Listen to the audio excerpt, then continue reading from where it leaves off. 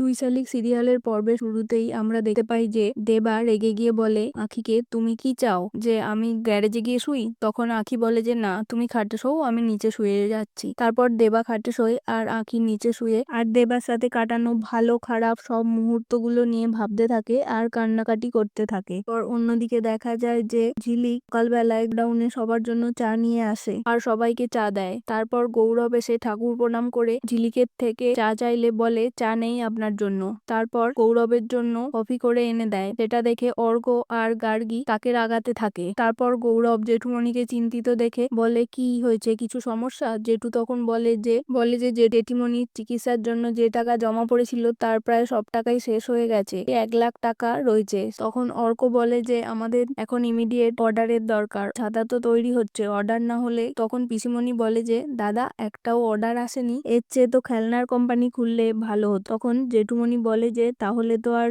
কাঞ্জিলালের ছাতা এই নামটা থাকতো না। তারপর দেখা যায় যে কাঞ্জিলালের ছাতা হাতে ওখানে একজন ভদ্রমহিলা আসেন। তারপর অন্যদিকে দেখা যায় আঁকি দেবার গ্যারেজে আসে আর বলে যে তুমি খেয়ে আসোনি কেন? কালকে না হয় আমি ও বাড়ি থেকে খাবার এনেছিলাম, আজকে তো আমি নিজে রান্না করেছি। আঁখি তার ব্যাগ থেকে দেবাকে টিফিন বক্স বার করে দেয় আর বলে খেয়ে নাও, খেয়ে নিয়ে চলো। দেবা তখন বলে আমি যাব না। আঁখি বলে যে কেন?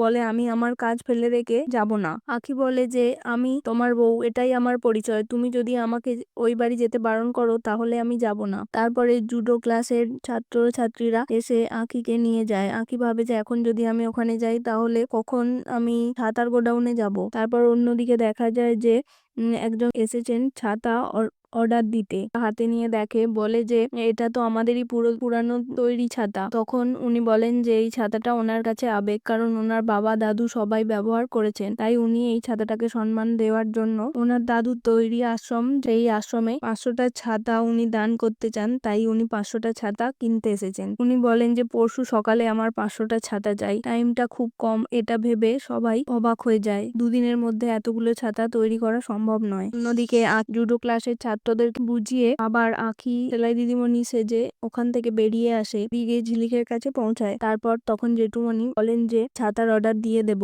কিন্তু আমাদেরকে আর 2 দিন সময় দিতে হবে। তখন উনি বলেন যে না, আমার পক্ষে সময় পিছনো আর সম্ভব নয়।